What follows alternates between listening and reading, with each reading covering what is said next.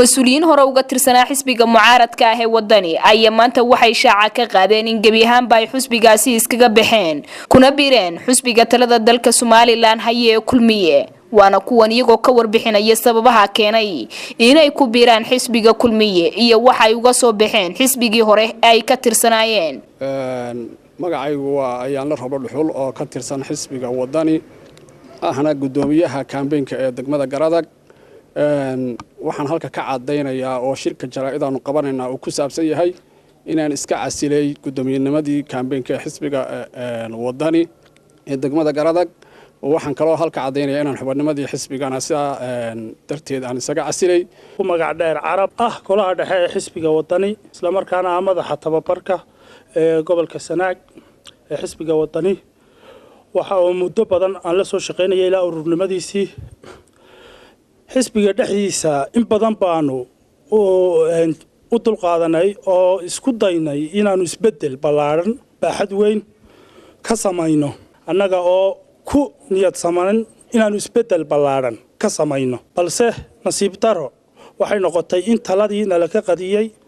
in go'aano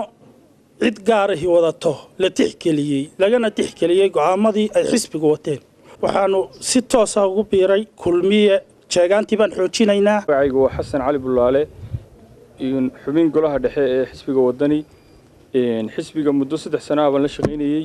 hore waxaan uga tirsanaa anigu xisbiga kulmiye dawladda 5 sano hore oo la soo shaqeeyay waxaan uga tagnay kulmiye iyo shaqadayadii iyo wax walbana in isbedel aanu sameeyno isbedelkii aanu ka doonaynay xisbiga wadani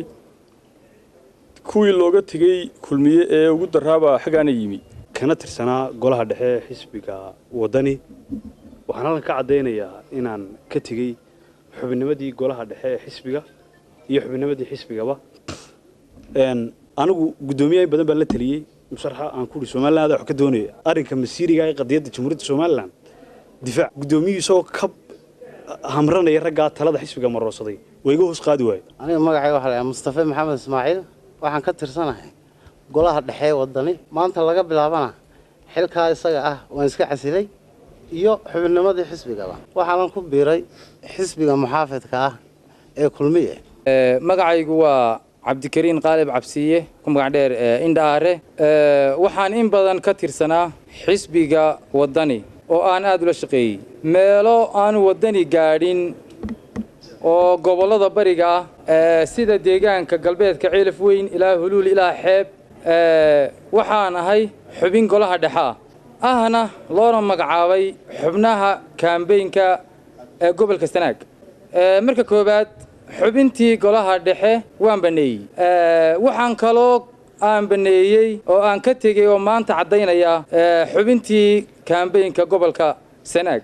waxaan sida raggu sheegay aan isla garanay inaanu dhisno mujaahidka u soo halgamay dhulka Sagal Beeldeeq Home Cable TV Hargeysa